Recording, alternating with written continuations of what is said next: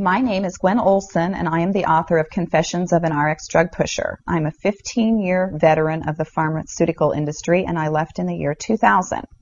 And what I would like to do today is I would like to dispel the myth that the pharmaceutical industry is in the business of health and healing.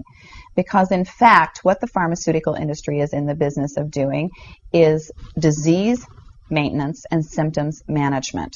They are not in the business to cure cancer, to cure Alzheimer's, to cure heart disease, because if they were, they would be in the business of putting themselves out of business, and that in fact doesn't make sense. I don't want people thinking that I am a conspiracy theorist, because in fact there is no theory behind what I'm telling you. It's all provable. And what I'm saying is provable is that the pharmaceutical industry doesn't want to cure people. You need to understand, specifically when we're talking about psychiatric drugs in particular, that these are drugs that encourage people to remain customers of the pharmaceutical industry. In fact, you will be told if you're given a drug such as an anxiolytic or an antidepressant or an antipsychotic drug that you may be on the drug for the rest of your life. And very frequently people find that they are on the drugs for a very long period of time, if not permanently, because they're almost impossible to get off of. Some of them can have very serious withdrawal symptoms, and most of them can have extremely serious withdrawal symptoms if they're stopped cold turkey, but some people even experience withdrawal symptoms when they try to titrate or they try to eliminate the drug little by little, day after day.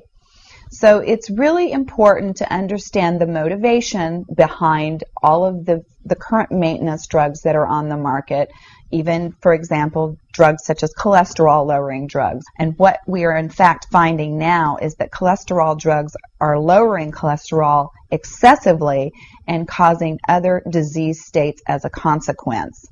So you need to be careful about trying to take drugs in order to remain healthy, because you're never going to have anyone come to you and tell you that the drugs are always tried against a placebo in clinical trials. What a placebo is a sugar pill. And in fact, many drugs are not found to be much more efficacious than the sugar pill. And in a case in point actually is the recent clinical trials that were released in the meta-analysis that came out of the UK on antidepressants, on the newer SSRI, selective serotonin reuptake inhibitor antidepressants. And what was found was the information that activists and other researchers have known for decades, was that antidepressants are no more effective than placebo, no more effective than sugar pills. But yet there are over 44 million people that have been taking these antidepressants, and a large number of them people that have mild to moderate depressive episodes. In fact, they prove that the antidepressants were not effective in anyone with the exception of some of the most severely depressed patients. And I can tell you from personal experience that there are a number of things that depressed patients can do to improve their mental status aside from drugs that are quite effective, and in fact more effective than placebo. Another recent study that was released showed that exercise was in fact more effective than either placebo or the antidepressant drug that they were compared to. But just like Bill Maher said in his show, you know, we're never going to hear any ads on television that are sponsored by anybody saying, you know, the New England Journal just announced that exercise is twice as effective as antidepressants in curing depression. Ask your doctor if getting your butt off the couch is right for you. You know, you're never going to get that kind of good information, fair, balanced information, as long as pharma is funding the major TV stations, the advertising that supports those television stations, the major journals, and all of the advertising that supports the major journals. You just have to be commonsensical people and understand that the pharmaceutical industry makes 5 to 6 times the amount of money as any of the other Fortune 500 companies in the United States of America. They are not going to easily or readily give up that income. And we are, in fact, considered a human commodity.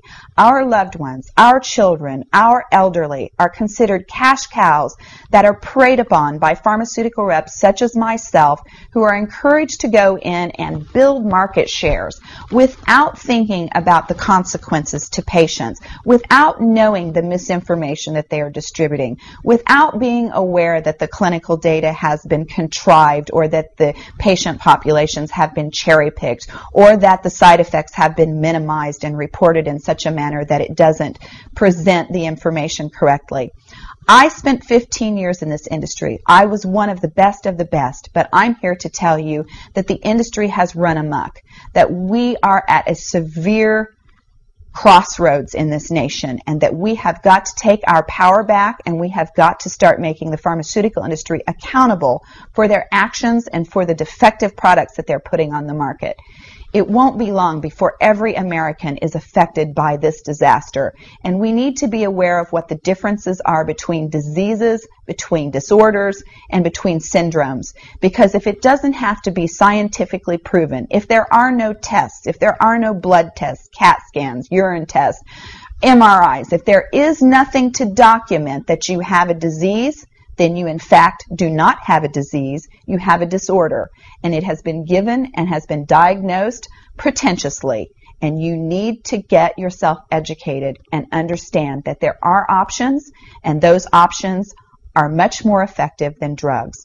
You need to look into the nutritional aspects of your diet and your lifestyle aspects. Are you exercising? Are you taking care of yourself in the ways that you need to be proactive about your health?